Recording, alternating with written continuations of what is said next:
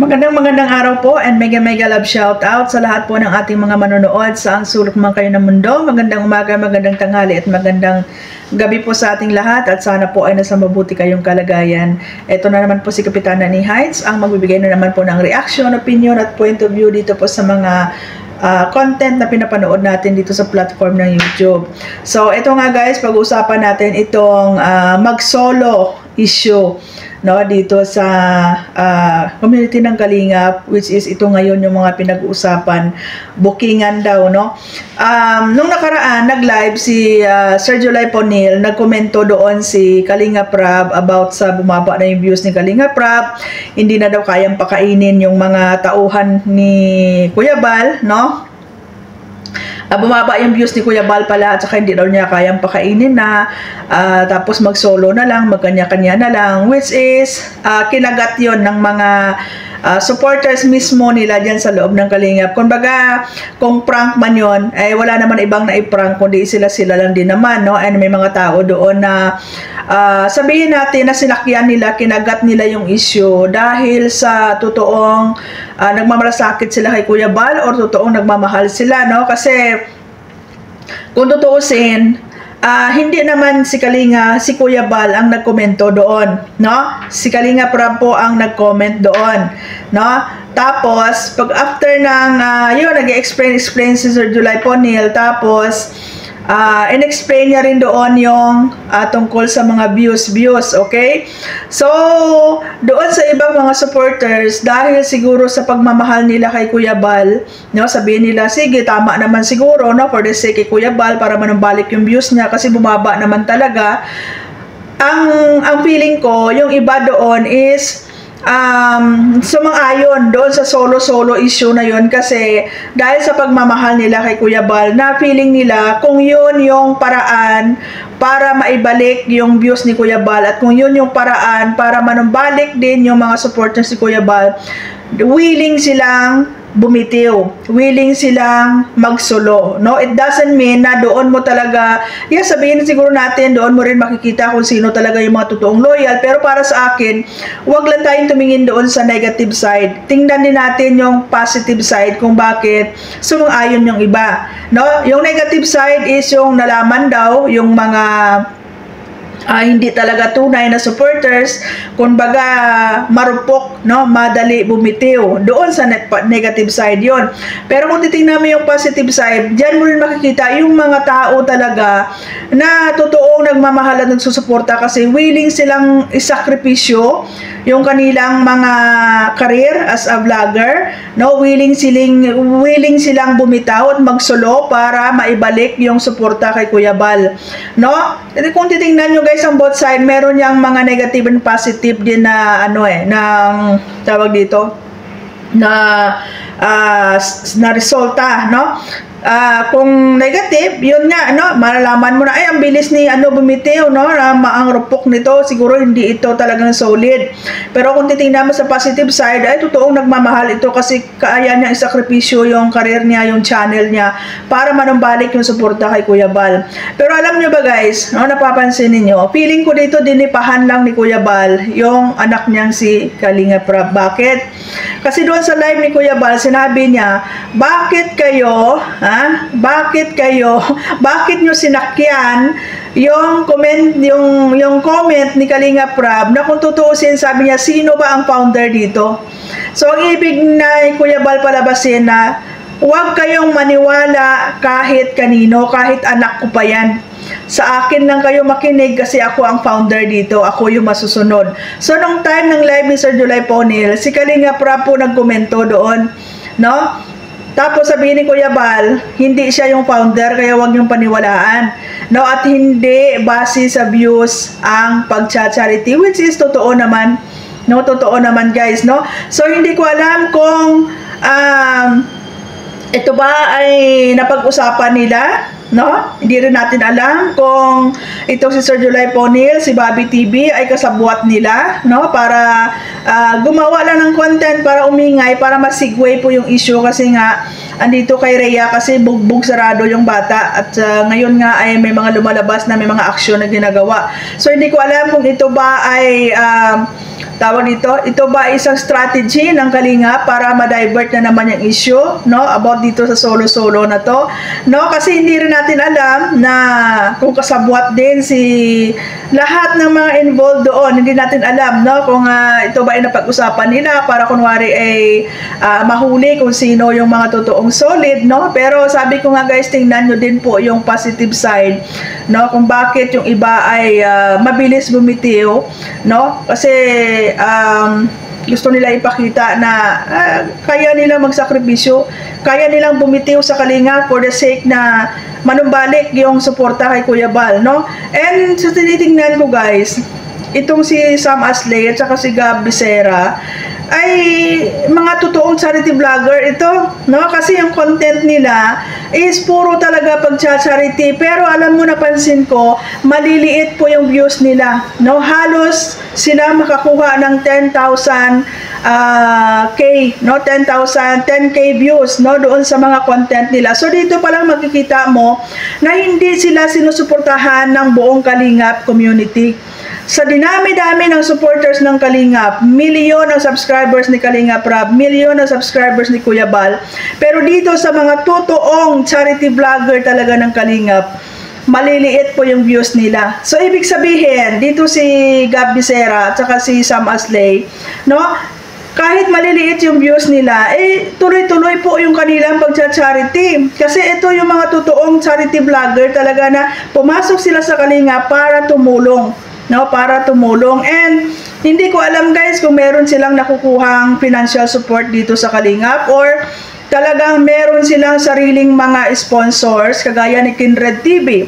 Si Kindred TV affiliated sa Kalingap pero may mga sariling sponsors si Kindred TV at nagsusulo talaga siya doon sa pagcha-charity.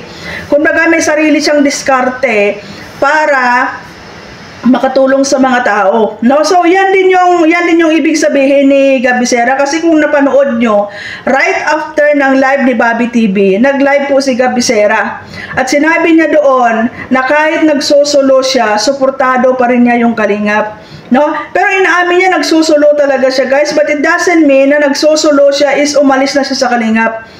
Kasi ang pagkakaintindi nila doon sa sinabi ni Kalingap Rab, magsulo na tayo. Pwede naman kayo magsulo na mag-charity sa sarili nyong diskarte, but then suportado nyo pa rin ang Kalingap, suportado nyo pa rin si Kalingap Rab.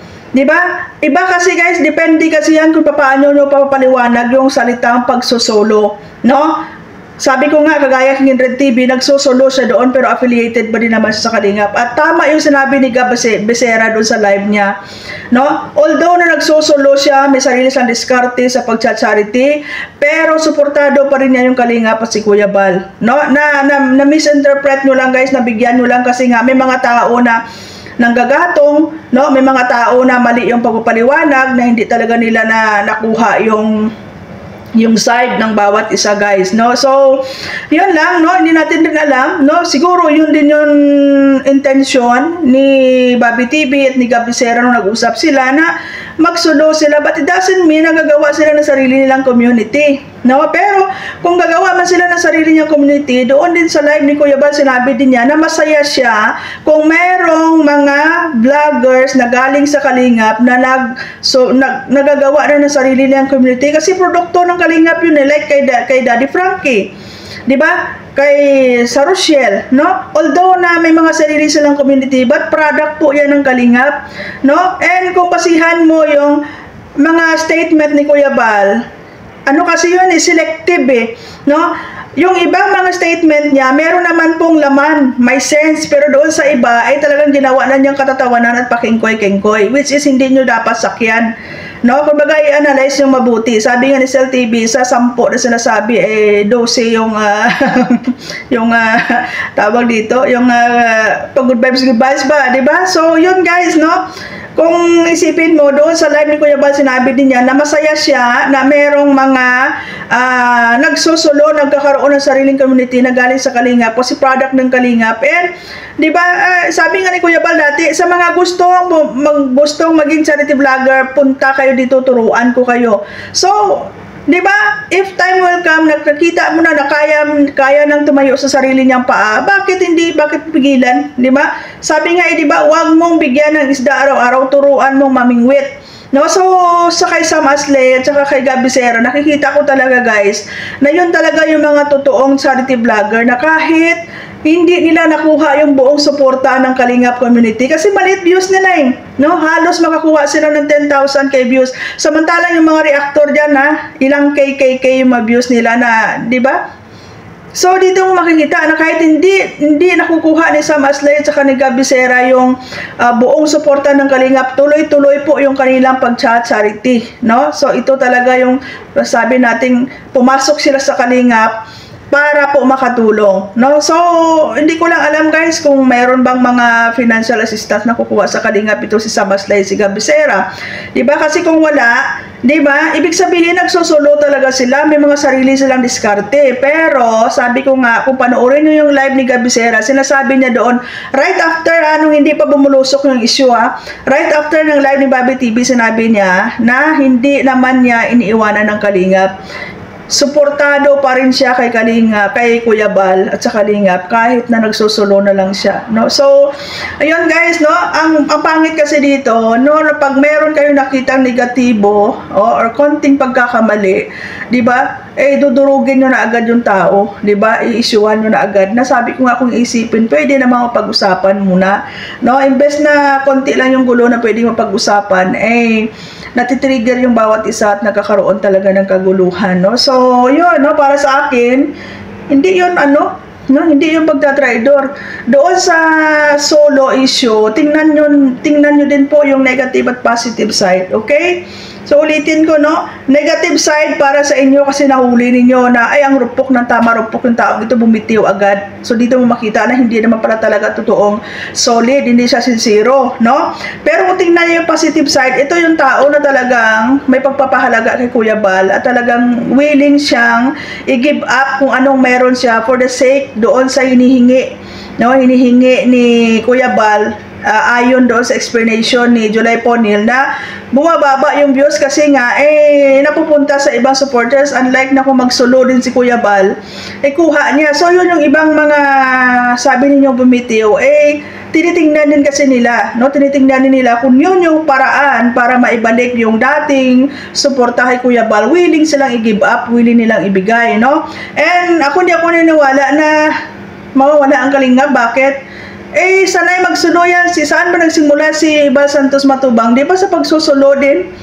Di ba? Kahit mawala pa lahat ng mga vloggers na dyan, mawala pa lahat ng mga reactor niyan, hindi yan masasarado kasi kaya niya nag-umpisa sa solo. Kahit isang sakong bigas na yung dala niyan at saka 500 na grocery, kaya niyang mag-charity kahit saan. No? So, yun lang guys, no? Ako, although nasabihin niyo yung antay ako, pero nakikita ko yan. Kasi alam ko din kung saan nagsimula ang isang Bal Santos Matubang. Di ba? Kahit tricycle lang dala niyan, kahit siya lang mag-isa, pasan niya yung isang sakong bigas, kaya niya mag-charity, guys. No? So, hindi ako niniwala na ano lang kasi, guys, no? Minsan kasi puro negative lang yung tinitingnan, hindi nila tinitingnan yung positive side. So ngayon may lumalabas na kesyo sinakyan lang daw ni Bobby TV si Gabby Sera, no? Kesyo eto nga si Gabby Sera ay traidor, matagal na daw nagsusulo, di ba? Nagsusulo siya pero wala naman siya sinasabing against sa Kalingap. Ang pangit lang niya yung marami siyang mga binabato na negative sa Kalingap. Wala naman guys, tahimik yung tao. No, may sarili siyang diskarte. Thankful sa doon sa mga sponsors na tumutulong sa kanya kasi ang dami ang natutulungan, no? Makikita mo talaga doon sa channel niya na charity talaga, puro charity yung ginagawa niya. Tapos ito po yung mga tao na sinasabihan ninyo na traidor, no? No, so parang ang pangit guys, no? Kung sino pa yung mga totoong taong tumutulong, ano ba ang tinatawag na Kalingap Foundation, di ba, yung pagtulong, no?